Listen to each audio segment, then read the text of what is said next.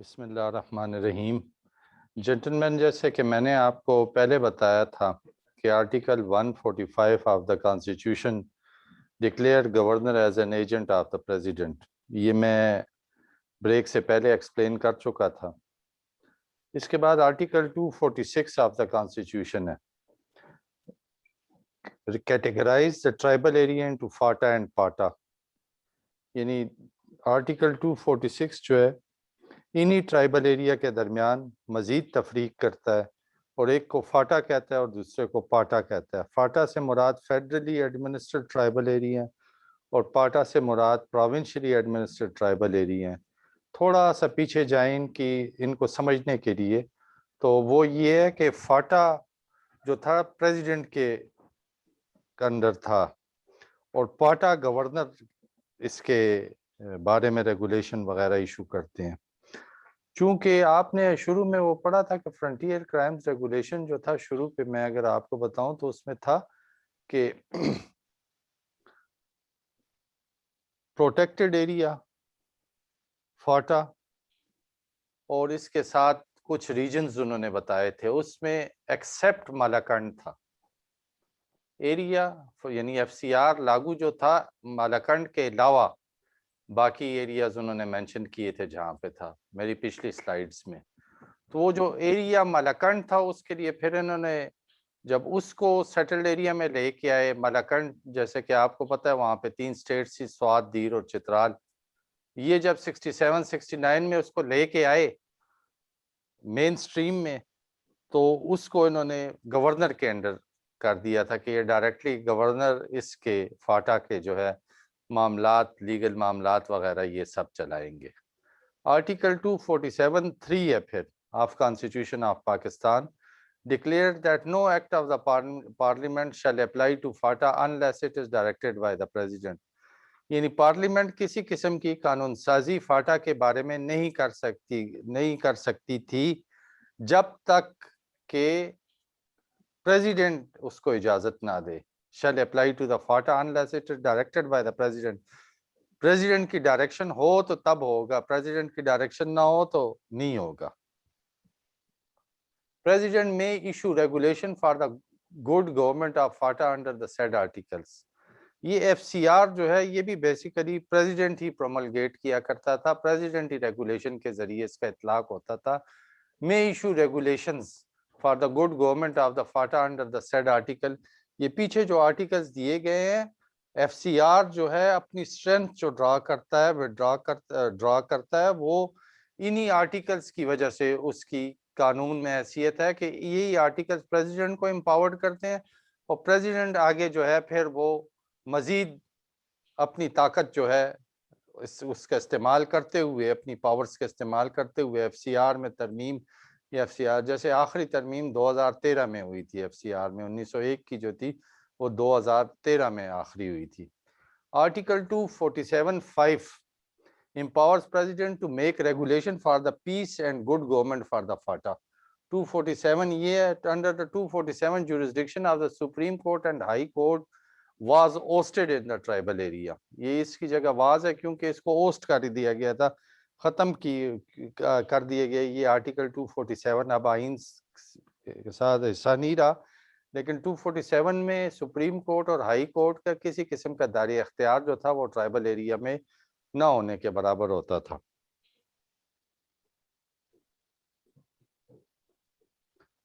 Gentlemen, اس میں کچھ ایسے ریجنز بھی ہیں کہ جو کہ پاکستان سے علاوہ بھی، اکثر لوگ کہتے ہیں کہ پاکستان میں ڈبل سیٹ آف لاز تھے اور باقی دنیا میں ڈبل سیٹ آف لاز نہیں تھے۔ یہ ہر جگہ پہ ڈبل سیٹ آف لاز ہوتے ہیں، ٹرپل سیٹ آف لاز ہوتے ہیں۔ ایون انڈین کانسٹیٹیوشن کو آپ دیکھیں نا، Indian constitution having articles related to separate laws in different regions oblique states۔ These articles are Article 370, 371۔ These regions include Andaman and Nicobar Island، یہ کالا پانی ہے، یہ پوری ایک تفصیل دی گئی ہے یہ 6 ریجنز کی، منی پور، ناگالینڈ، دمان، یہ جتنے بھی ہیں، دادر اینڈ نگار، یہ جتنے بھی ہیں، یہ سارے ریجنز جو ہیں اس میں سیپریٹ لاز جو ہیں وہ چل رہے ہیں، یہ سیپریٹ لاز وہاں پہ ان کا اطلاق ہوتا ہے. یہ صرف پاکستان ہی کی بات نہیں ہے. جیسے پاکستان میں کہتے ہیں کہ جی ایک ملک میں دو قوانین کیسے چل سکتے ہیں، تو دور کی بات چھوڑیں، چائنا میں بھی یہ سلسلہ ہے، امریکہ کی ہر اسٹیٹ میں سیپریٹ لاز ہیں. اسی طریقے سے یہ جو میں نے آپ کو انڈین کانسٹیٹیوشن کی مثال دی ہے، انڈین کانسٹیٹیوشن میں بھی ریلیٹڈ آرٹیکلز ہیں اس حوالے سے. یہ آرٹیکل جو ہیں 370 ہے، 71 ہے، 371 ہے، اور یہ پورے ان 6 ریجنز کی تفسیر ہیں جہاں میں پہ مین انڈیا میں جو قانون لاگو ہے. یہاں پہ یہ جو ریجنز میں نے اپنی سلائیڈ میں ڈسپلے کیے ہوئے ہیں، یہاں پہ علیحدہ قانون لاگو ہے. تو یہ آرگومنٹ کہ جی صرف پاکستان میں سیپریٹ لاز ہیں، یہ آرگومنٹ ویلڈ آرگومنٹ نہیں ہے. آپ لکھ رہے ہیں کہ آگے چلوں؟ جی میں لکھ لیں. چلو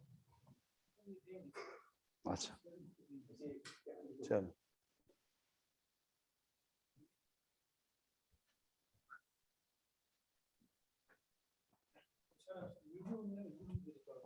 جی جی یوٹیوب پہ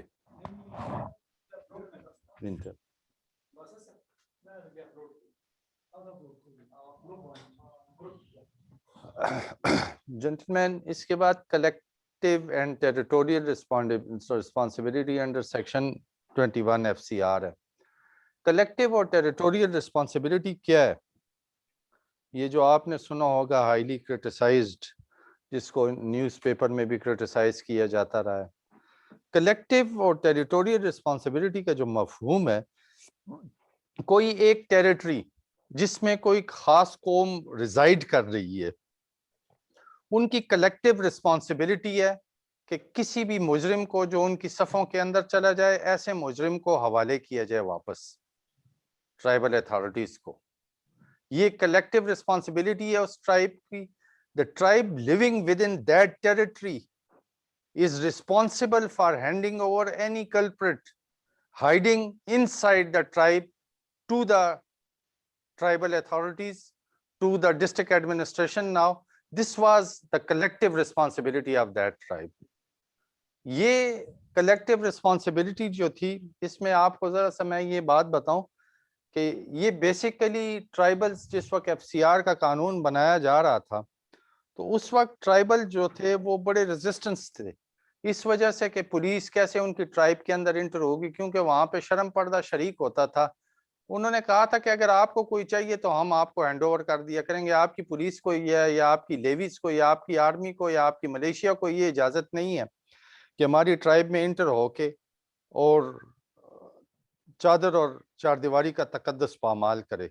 آپ ہم سے بات کریں گے ٹرائبل ایلڈر سے وہاں کے، ہم آپ کو ہینڈ اوور کیا کریں گے. اور یہ ساری کوششیں اور کاوشیں جو تھیں، اس کے پیچھے ایک بہت بڑی کوشش ہے. وہ کوشش کس نے کی تھی؟ حاجی صاحب تورمزئی نے کی تھی، جنہوں نے اسلامیہ کالج کی بنیاد رکھی تھی. حاجی صاحب تورمزئی ملا پائندہ تھے. اسی طریقے سے اور بھی اسٹالورڈز تھے یہاں پہ جو مختلف قسم کی ایکسپیڈیشنز لانچ کر رہے تھے انگریزوں کے خلاف. مسلح جہاد انہوں نے کیے تھے. تو انہوں نے جو ٹرمز اینڈ کنڈیشن ڈکٹیٹ کی تھی انگریزوں کو، یہ انگریزوں نے اس چیز کو مد نظر رکھتے ہوئے کلیکٹیو اینڈ ٹیریٹوریل ریسپانسبلٹی کو طے کیا تھا.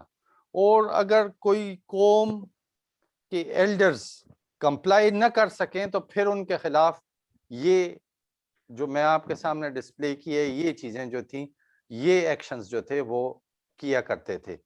بلاکیڈ آف ہاسٹائل اور انفرینڈلی ٹرائب، وہ بلاک کر دیتے تھے. بلاکیڈ کا کیا مطلب ہے کہ اس کے جو راستے ہیں ان پہ بیریئر کھڑے کر دینا.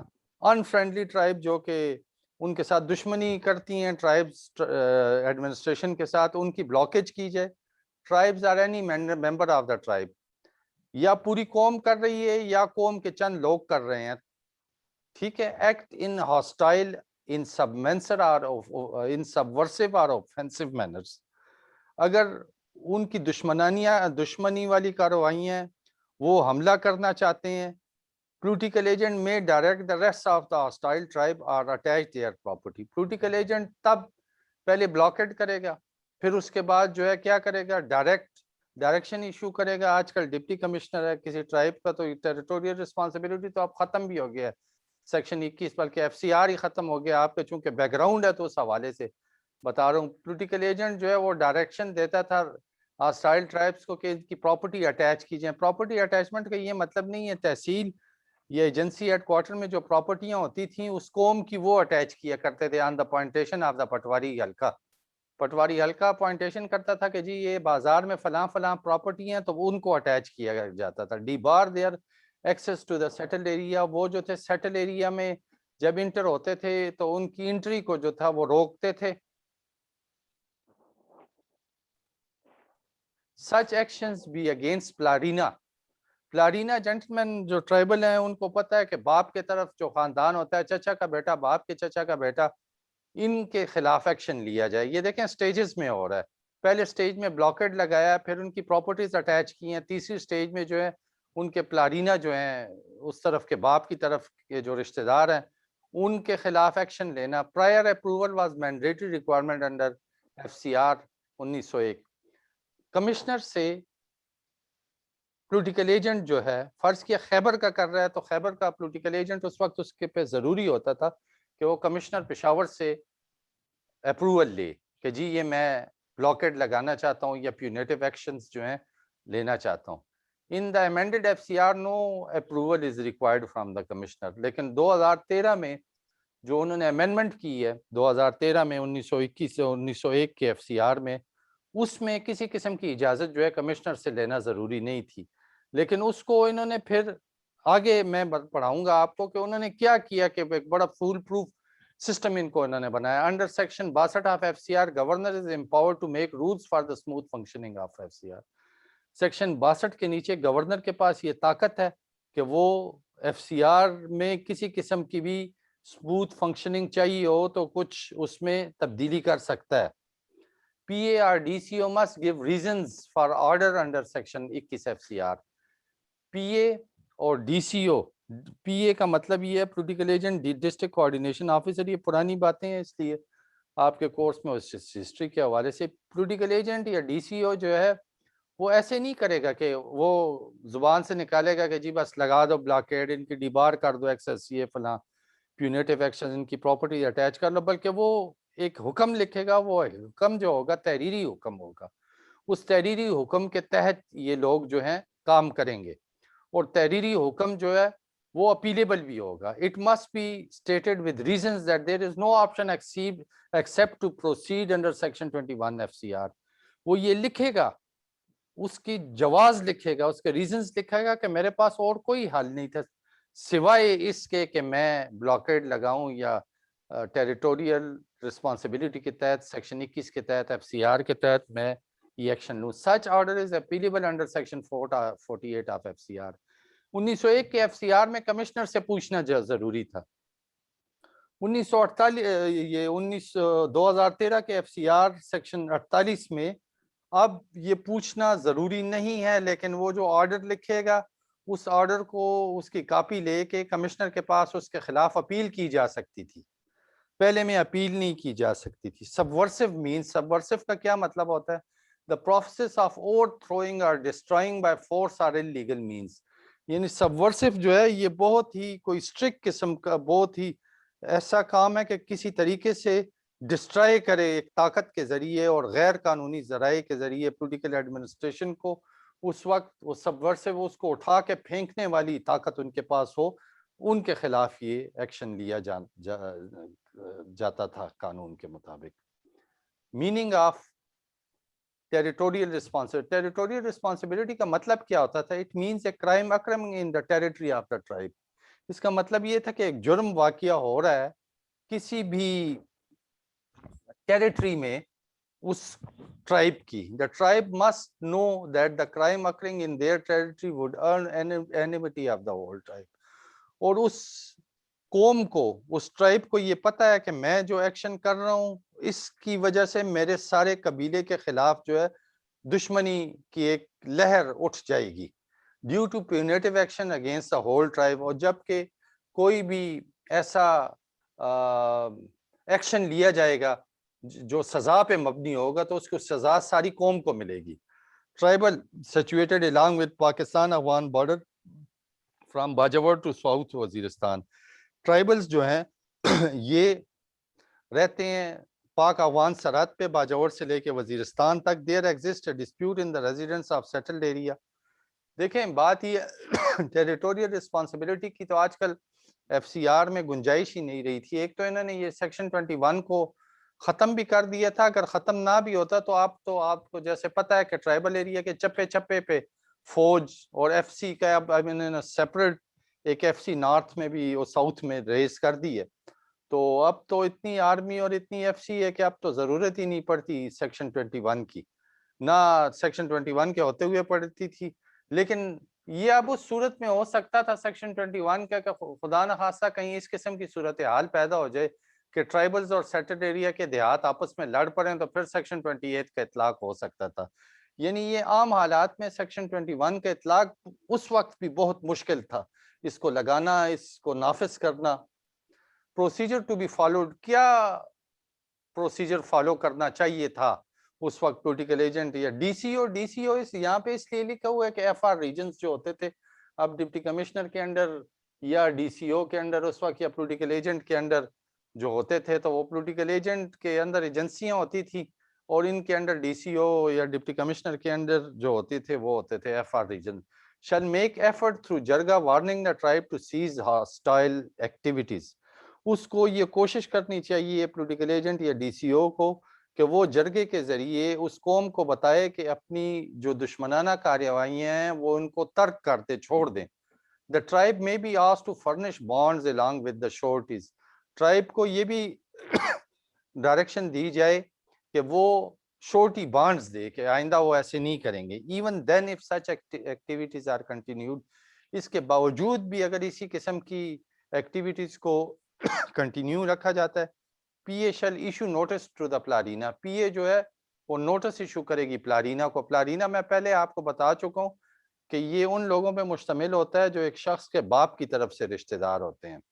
P and D C O seek approval from the concerned authorities. ये सीक है approval from the concerned authorities. वो कंसर्न्ड अथॉरिटी पीए या डिप्टी कमिश्नर से अप्रूवल लेगा कि मैंने ये काम करना है कि नहीं। प्लारीना शैल बी अरेस्टेड। ये भी नहीं हो रहा तो प्लारीना को अरेस्ट किया जाएगा। If arrest of the प्लारीना does not yield result, अगर इससे भी काम नहीं बन रहा, इसके भी कोई खातिर ख्वाह नताइज नहीं निकल रहे, then proceed under section 21 shall be initiated. Proceedings under section 21 shall be initiated. अगर ये भी नहीं हो रहा तो section 21 के नीचे जो है कार्रवाई शुरू की जाएगी। All above measures have been adopted to surrender the accused person. ये सारे मैंने आपको जितनी भी डिटेल बताई हैं, इन डिटेल का मकसद ये है कि सरेंडर कर दें वो उन लोगों को जो चाहिए, कल्प्रिट्स हैं उस कौम में छुपे हुए हैं, उस ट्राइब में छुपे हुए हैं, कि वो उनको सरेंडर करके पॉलिटिकल अथॉरिटीज के हवाले कर दे। ये सारा मेजर इसलिए होता है। When coercive measures are adopted or arrest and impounding of vehicles be made at checkpoints instead of penetrating into the tribe. जब भी इस किस्म के इकदामात उठाए जाएं किसी भी कौम के खिलाफ, तो इंपाउंडिंग ऑफ द व्हीकल्स, उनकी गाड़ियों को पकड़ना खास चेक पॉइंट्स पे होने चाहिए जो बाहर बनी हो। इसका ये मतलब नहीं है कि ट्राइब के अंदर घुस के उनकी गाड़ियां पकड़ना। अगर ऐसे करेंगे तो उससे बहुत जानी नुकसान का एहतमाल है। बाहर चेक पॉइंट्स बना के उस पे करेंगे तो ये काम जो है उन पे प्रेशर भी आएगा और स्मूथली भी होगा। Revenue staff must be company with political administration for attachment and identification of the property. Revenue staff her agency और तहसील हेडक्वार्टर में रेवेन्यू के कुछ लोग होते हैं, तहसीलदार भी होता है, पटवारी भी होता है, गिरदावर भी होता है। तो जब भी पॉलिटिकल अथॉरिटीज किसी किस्म का एक्शन लेना चाहें तो उनको लिए ये ज़रूरी होता है कि वो जो रेवेन्यू स्टाफ है उनको अपने हमरा रखें कि वो प्रॉपर आइडेंटिफिकेशन कर सकें कि ये प्रॉपर्टी, जिस प्रॉपर्टी को वो अटैच कर रहे हैं, ये उसी कौम की प्रॉपर्टी होनी चाहिए जिसके खिलाफ प्यूनिटिव एक्शन लिया जा रहा है। तो ये आइडेंटिफिकेशन के लिए ज़रूरी है। Indirect measures be adopted also when while include which include not issuance of domicile certificate and passport. इसके अलावा इनडायरेक्ट मेजर्स भी हैं कि किसी किस्म का डोमिसाइल सर्टिफिकेट मत इशू करो, सर्टिफिकेट मत इशू करो, पासपोर्ट एप्लीकेशंस को अटेस्ट मत करो, CNIC एप्लीकेशंस को मत करो. स्टॉपिंग ऑफ पे to the class 4 employees. Class 4 employees का मतलब ये है कि वो उस कौम के लोग जो किसी हेल्थ डिपार्टमेंट में है या और एजुकेशन डिपार्टमेंट में है, उनकी तनख्वाहों को रोकना. इसका मतलब ये नहीं है कि लेवीज और खासादारों की तनख्वाहों को रोकना, क्योंकि उससे तो अगर उस कौम के हैं भी तो डायरेक्ट एनिमिटी मजीद बढ़ेगी. वो आपकी फोर्स है, होती थी उस और होती है. इनको इनकी लिए नहीं है, ये उन क्लास 4 एम्प्लॉइज के हैं जो एजुकेशन में है या हेल्थ में है. तो ये इनडायरेक्ट मेजर्स हैं जो लेने होते थे. Punitive measures in settled area. ये आम जेंटलमैन एक सवाल ये पैदा होता था कि ये इस किस्म के कलेक्टिव रिस्पॉन्सिबिलिटी में प्यूनेटिव मेजर्स जो है लिए जाते हैं ट्राइबल के खिलाफ, तो ये जो है गैर इंसानी और अच्छा फेल नहीं है.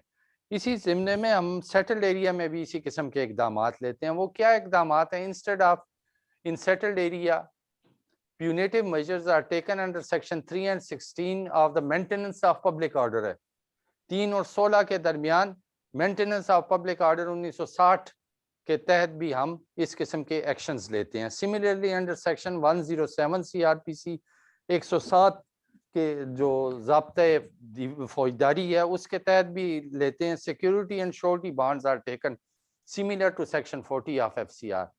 ये 40 सेक्शन 40 एफसीआर जैसा कि आपको पता है 40 एफसीआर अखबारों में भी इसकी बड़ी तशहीर होती रहती थी और टीवी पे भी होती रहती थी कि गैर इंसानी फेल है और ये गैर इंसानी कानून है और ड्रैकोनियन लॉ है ये वो. जेंटलमैन मैं यहाँ एक बात आपको करता हूँ कि किसी भी चीज़ पे कमेंट पास करने से पहले आदमी को चाहिए कि खुद रिसर्च करे और खुद देखे. 107 सीआरपीसी और 40 सेक्शन 40 एफसीआर जो है ये उसकी डेटो कॉपी है. ऐसे लगता है कि 107 सीआरपीसी की जो वर्डिंग है उसको उठा के 140 एफसीआर में रख दिया गया.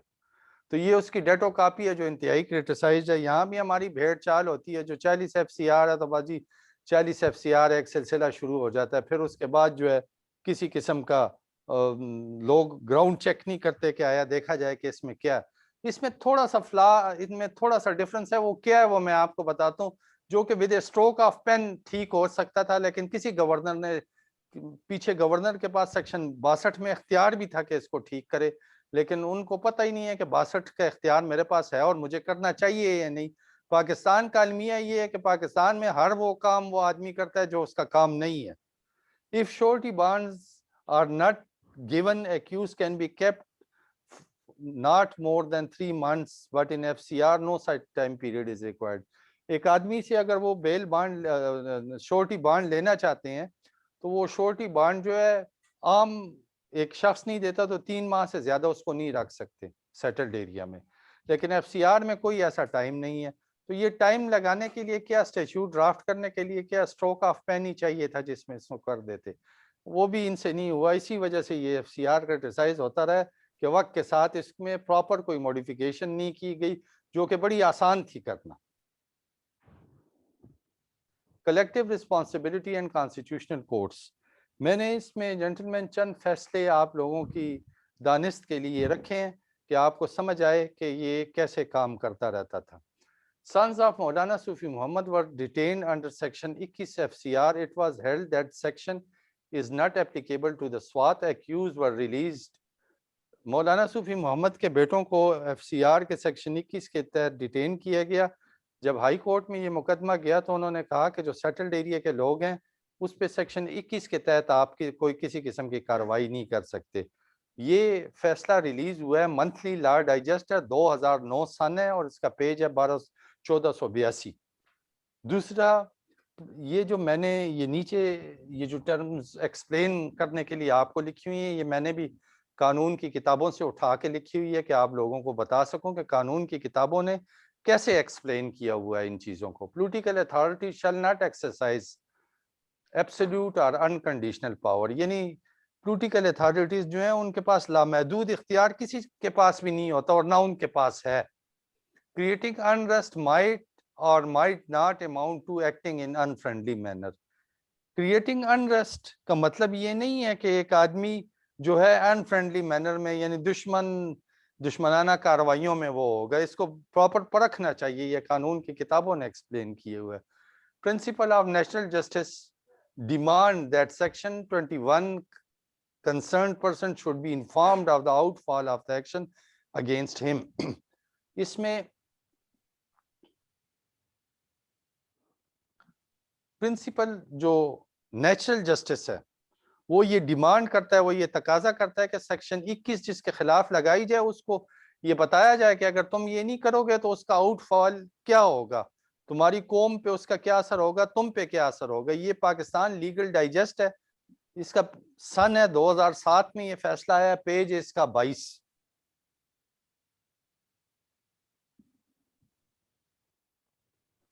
जेंटलमैन इस हवाले से जो क्वेश्चन आंसर्स हैं उसके लिए एक 10-15 मिनट वो करते हैं, फिर जरगे की तरफ मैं जाता हूँ। एक सेकंड क्वेश्चन एंड आंसर्स मैं लेता हूँ। पहले ये यूएसबी में से यार मुझे जरा यूएसबी पे आए ना, ये लेक्चर फिलहाल आप इन पार्टिसिपेंट्स को डिसकंटिन्यू करते हैं, मेरी यूएसबी की तरफ आए आप।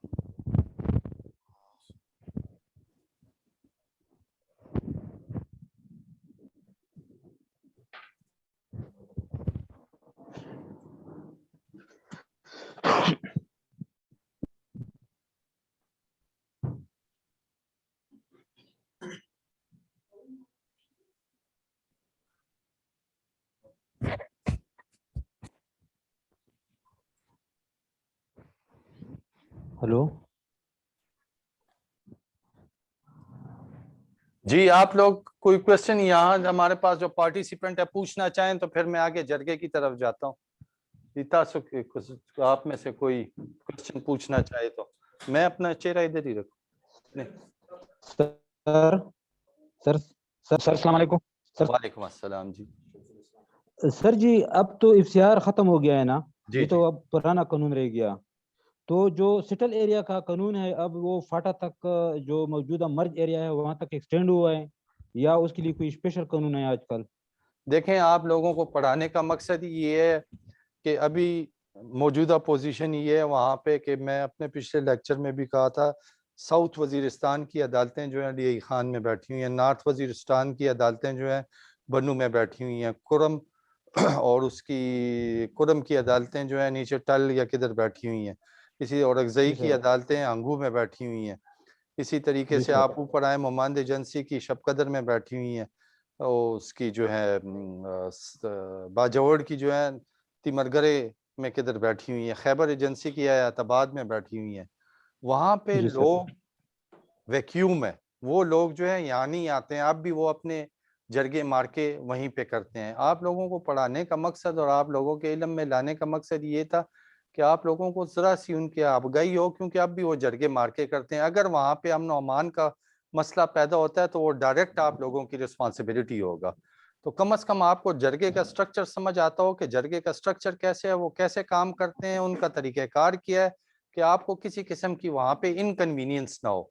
ये पिछले दिनों में भी ऐसे हुआ था कि जिस वक्त ये फाटा में टेररिज्म और इन चीज़ों का वो था, तो लोग जो थे वो बाहर से जरगे करवाने लगे थे, सरकारी जरगे नहीं होते थे, बाहर से।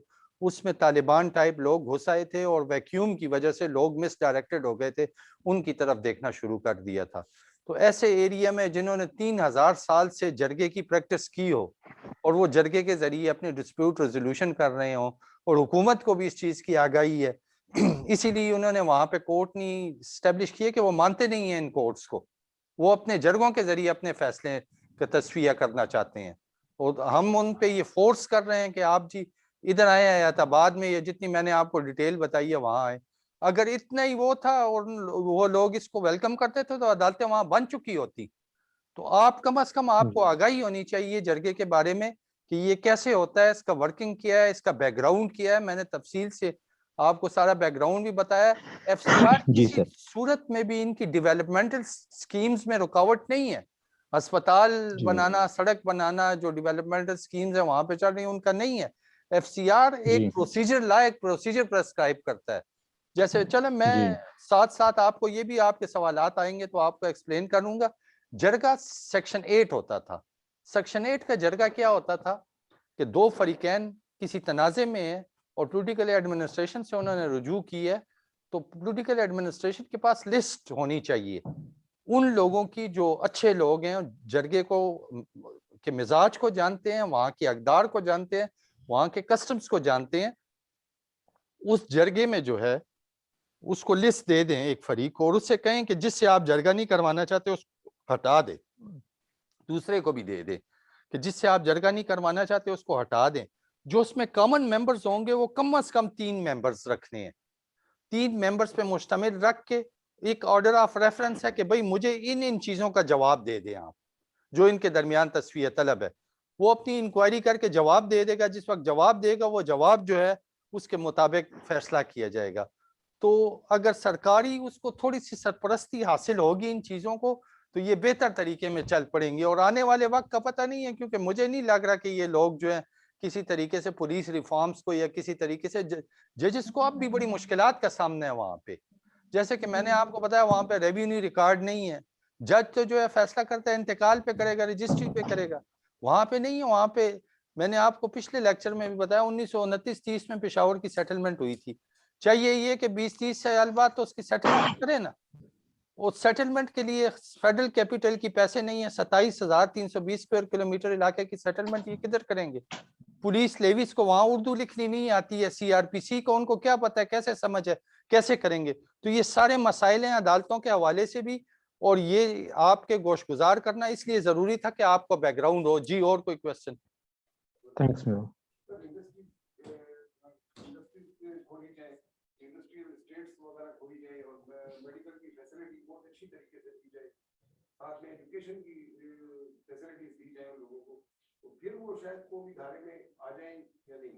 ٹھیک بات ہے جی. یہ تو پہلے ٹرائبلز جو تھے، آپ کو یہ پتہ ہے تھا، بعد میں یہ جو مارکٹس ہیں یہ آپ لوگوں نے پتہ نہیں اس وقت سروس میں ہوں گے نہیں ہوں گے، یہ آپ کے علم میں نہیں ہوگا.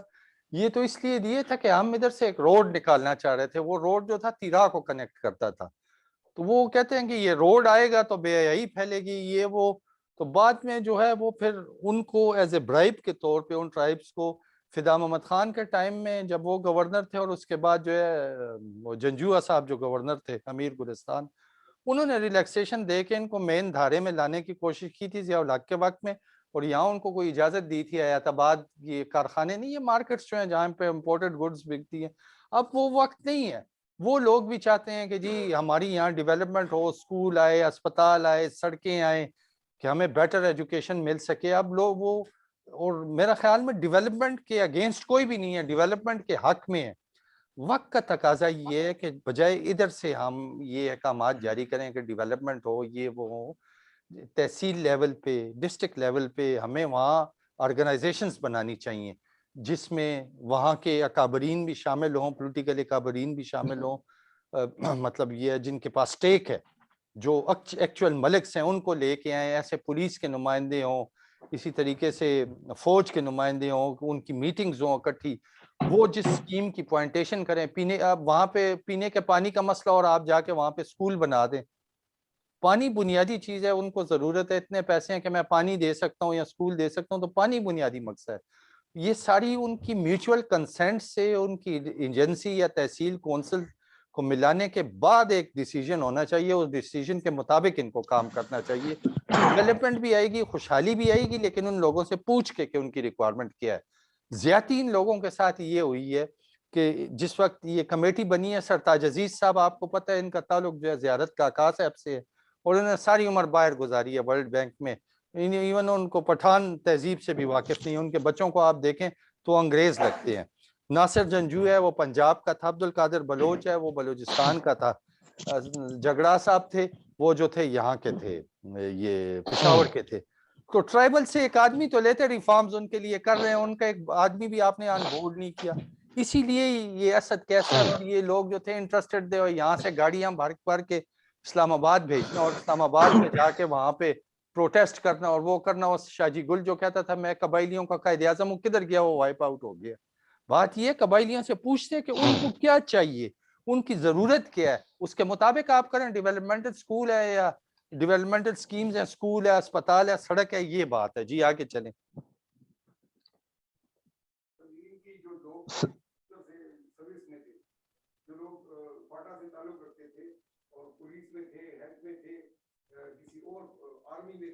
انہی لوگوں کو اگر ان کے ساتھ کیا جاتا یا ان کے ساتھ نیگوشیٹ کرتے باتوں کو اور پھر وہ ادھر یہ چیز لاگو کرتے تو زیادہ بہتر نہیں تھا کہ وہ اپنی قوم کے ساتھ بیٹھ کے تو طریقہ تو یہی